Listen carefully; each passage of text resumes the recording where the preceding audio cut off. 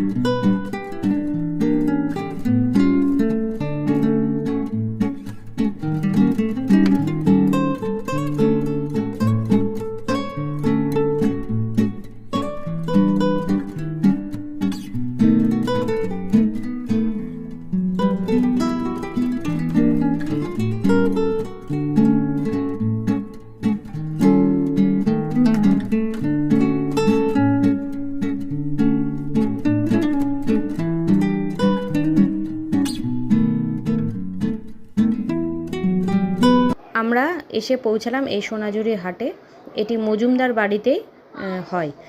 আর এই মেলাতে প্রায় হস্তশিল্পের প্রচুর জিনিস পাওয়া যায়, যেমন কাঠের, বেতের, তারপরে কাপড়ের উপর হ্যান্ড প্রিন্ট, বিভিন্ন ধরনের বাচ্চাদের খেলনার জিনিস, ভালো জিনিসই পাওয়া যায়। বেশ রুচিসম্মত প্রত্যেকটা জিনিস পাওয়া যায়।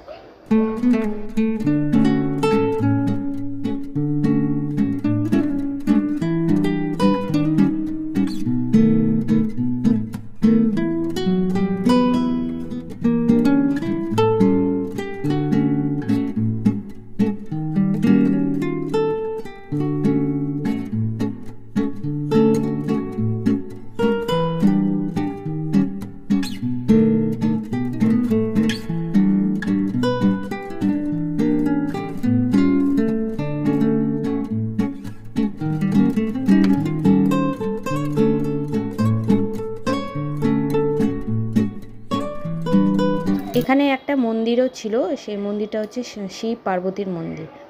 এবার আমরা এক এক করে সব স্টলগুলো ভিজিট করলাম।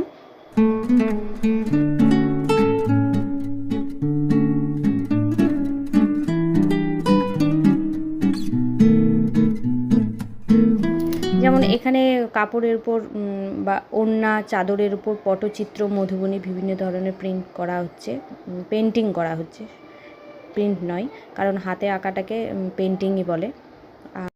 এখান থেকে গতবার আমি একটা পটচিত্রের ওড়না নিয়েছি, যে ওড়নাটা আমি এখন পরে আছি।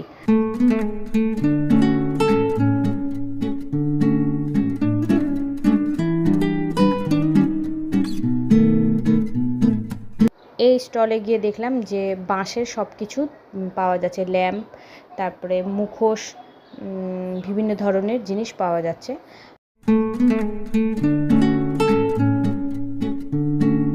এই যে স্টলে এসেছি, এটা হচ্ছে আমাদের মালদার ঐতিহ্য। এই যে মুখোশগুলো দেখছেন, এই মুখোশগুলো হচ্ছে সরষের তেল দিয়ে পালিশ হয়, কারণ এটা হচ্ছে একদম মানে ন্যাচারাল জিনিস দিয়ে তৈরি। সেই জন্য ওনাদের কাছ থেকে এই বিষয়টা যদিও আমি জানতে পেরেছিলাম। তারপরে এক এক করে সব স্টলে ভিজিট করলাম।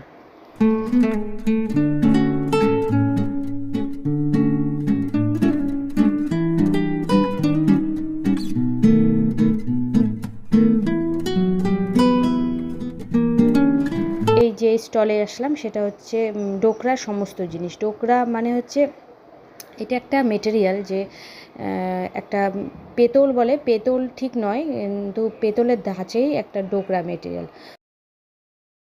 এই সব কালেকশান আমার খুবই ভালো লাগে। আমি একটা নিয়েছি, তবে এখান থেকে নয়, আমি অনলাইন পারচেস করেছি। আমি একটা দুর্গা নিয়েছি,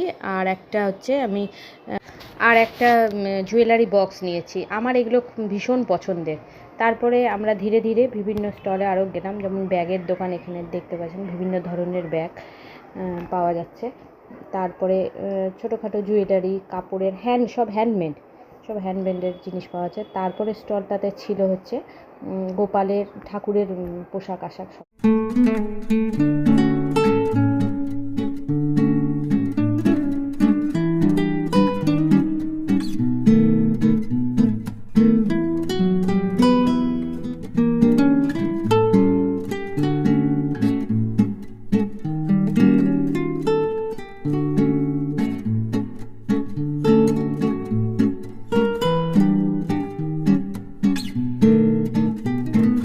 এই স্টলে এসে দেখলাম মাটির সমস্ত জিনিস পাওয়া আছে, যদিও এখান থেকে কিছু নেওয়া হয়নি, কিন্তু আমার এইগুলো জিনিস ভালো লাগে দেখতে। পরের বার যখন আসবো তখন আবার নেওয়ার চেষ্টা করব।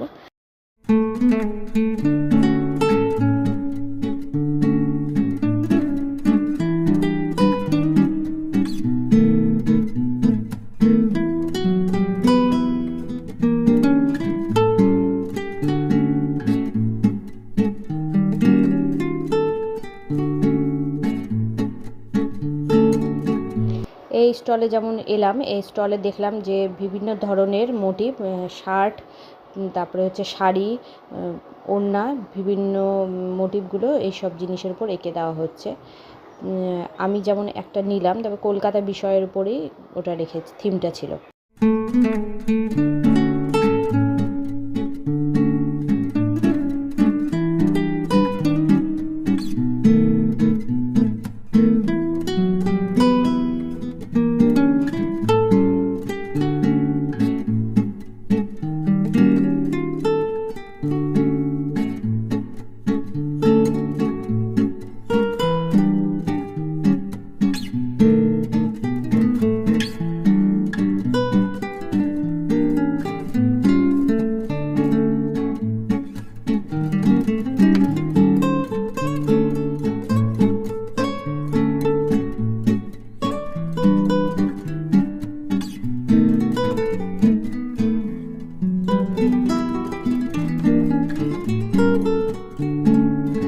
এই স্টলে এসে দেখলাম দিদিটা বিভিন্ন ধরনের পটচিত্রে ছবি আঁকছে।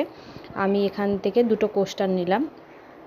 কোস্টারগুলো এই জল রাখলে জলের গ্লাসের উপর কিছু ঢাকা টাকা দেওয়ার জন্য, সেজন্য দরকার ছিল, দুটো নিলাম।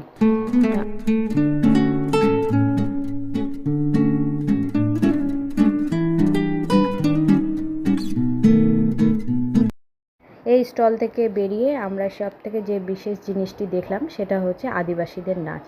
যে নাচটা আমাদের বেশ ভালো লেগেছে, আমরা বেশ খানিকক্ষণ দাঁড়িয়ে নাচটা দেখলাম।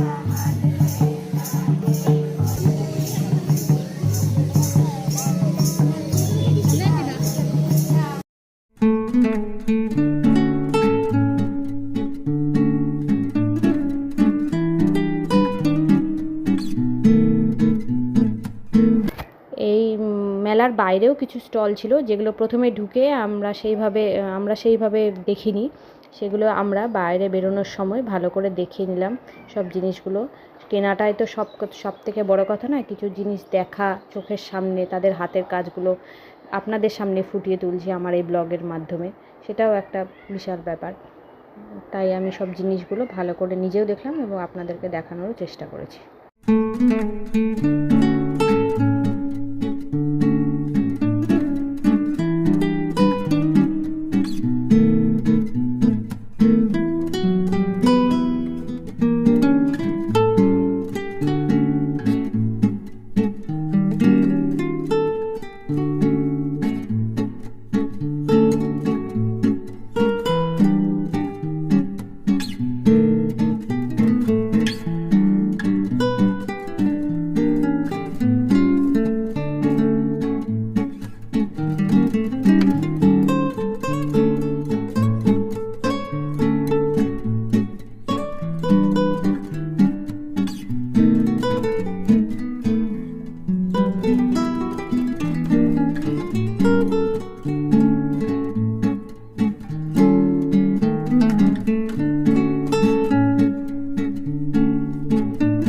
এই বাড়িটি আমার খুব বেশ ভালো লাগছিল, কারণ এই বাড়িটি হচ্ছে অনেক দিনের পুরনো, সেই জমিদার আমলের মনে হয় বাড়ি।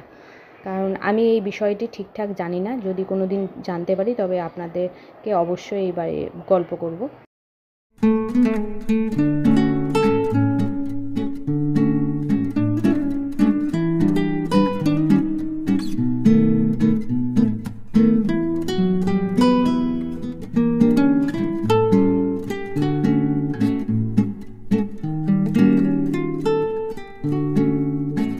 মেলা থেকে বেরিয়ে আমরা সোজা মিষ্টির দোকানে গেলাম। সেখানে আমরা কিছু জিলাপি ও সিঙ্গারা কিনলাম, কারণ জিলাপিটা না খেলে মানে সেই মেলার ভাবটা আসে না, মানে অনুভবটা আসে না। সেই জন্য একটু জিলাপিও নিলাম, নিয়ে এবার আমরা বাড়ির উদ্দেশ্যে রওনা দিলাম।